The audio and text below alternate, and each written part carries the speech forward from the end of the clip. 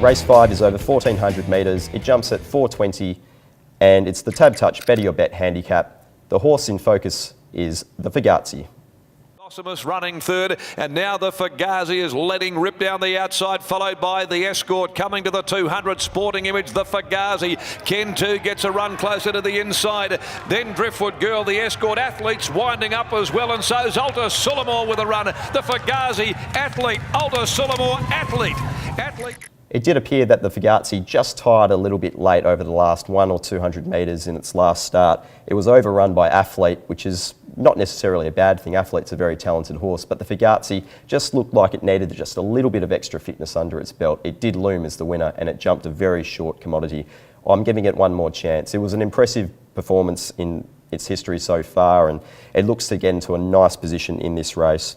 Second pick is the 3 Divine Shadow, who really just was quite impressive. Gets blinkers on today as well and can probably settle a little bit more forwards, but it does look like it is a horse with a lot of promise. It's only had the 1 start so far, and that was very solid. Third pick, Picasso Bay. Look, it does need a few things in its favour from the barrier. Barrier 10, I suspect they will go back to last, but it does have a nice overall sectional rating. Fourth pick, Diamond Decoy, a little bit of a roughie, but it has been quite consistent in returning since going to Summer Dixon camp, and last start it ran a nice overall sectional. 1, 3, 5 and 9, the Fugazi on top from the 3 Divine Shadow, the 5 Picasso Bay and 9 Diamond Decoy. Race 6 is the Iron Jack Handicap. It jumps at 450 and it's over 1,800 metres. The horse in focus is Without Reason, last start seen here at Ascot.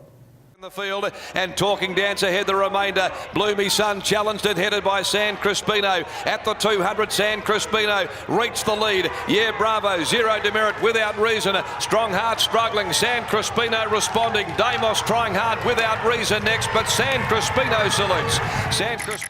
It's hard to ignore Without Reason's last performance. It was 3 wide without cover. It still had the audacity to keep finding late, and overall it has recorded some very strong sectionals in its short brief career so far.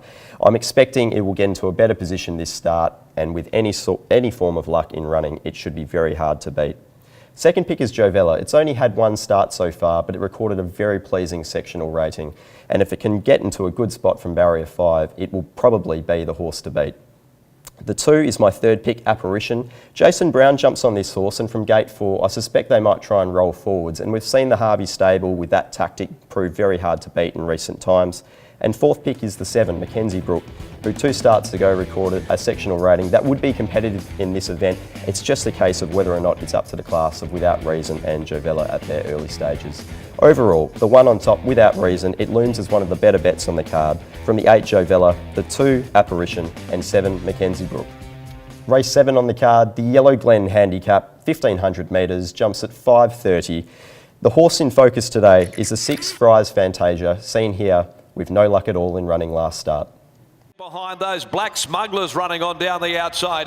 At the 250, Pat Chirac Accelerate. Now Express Flirt cuts loose for Pike. He gave it a little rub on the ribs and away went Express Flirt. Inside the 100, put pay to them. Send My Love down the outside from Bella's Idol. But Express Flirt turned the race around within about 50 metres. Jared Noski jumps onto this Ben and Dan Pearce trained horse, Fry's Fantasia, who really, we only saw it at the end of the clip there, but it had no luck in running at the end of the race, running up backsides for most of the straight, but also didn't have any luck in the first part of the race. It jumped well and was restrained back into the field, where it got itself into an awkward position in the straight. I think with a better barrier and the jockey change, it can settle a little bit more forwards and prove really hard to run down. My second pick in the race is the 12 Lady Sass. It would be impossible not to notice this galloper. It came from near last and flashed home at Ascot, ran huge time, and with any sort of similar performance will be very difficult to beat. Third pick is the 3 Light My Day, who I don't think was suited by quite a slow run race last start. It does map to get into a slightly better position in this event. And if it can just get rolling a little bit earlier, I think it might be difficult for the others to try and get past.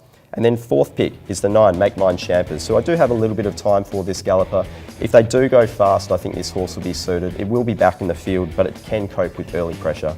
Overall, 6 on top, Fry's Fantasia, from 12 Lady Sass, the 3 Light My Day, and 9 Make Mine Champers. Race 8, the nightcap on the card, is the Schweppes Handicap. It comes over 1,800 metres, jumps at 6:10. Our horse in focus, first up after a 53-day break, is Burger Time. Elby, despite being wide, ranges up, grabs them. Sentimental Friend couldn't quicken up. It's 2 lengths behind them with Watch Me Nay Nay running on, and so's Burger Time. Nearing the 100, Mr. Elby, the leader from Sentimental Friend. Watch Me Nay Nay, Maserati, juicing carrots along the rail. But Mr. Elby, he's pulling out plenty.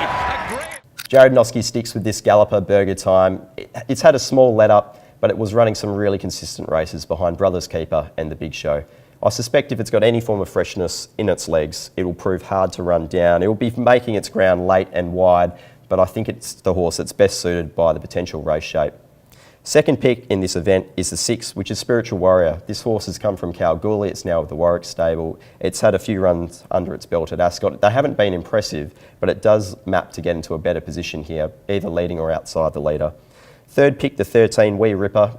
Well, look, 2 starts ago, it recorded a very, very strong sectional rating, and then last start put it all together at Pinjarra and really put its field away with contempt. So I'm not sure about the gate here today. It does map a little bit further back in the field, but it is a horse with serious potential. And then the 9, Hoodlum Thunder. Well, Willie Pike finally got this horse onto the right side of things and got the victory. I'm not sure it's necessarily as suited in this event, but Willie Pike sticks, and that's probably a big tick in itself. Overall, the 3 on top, which is Burger Time, 6, Spiritual Warrior, 13, Wee Ripper, and the 9, Hoodlum Thunder. That brings us to our best bets, and for me it's race 3, Rebel Knight, and race 6, Without Reason. Both gallopers appeared destined for greater things. They look very strong commodities on this card. Stay up to date with us at Perth Racing on our website and follow us on social media. For me, it's been my pleasure. I'm Pete Anthonys. I'll see you next time on The Box Seat.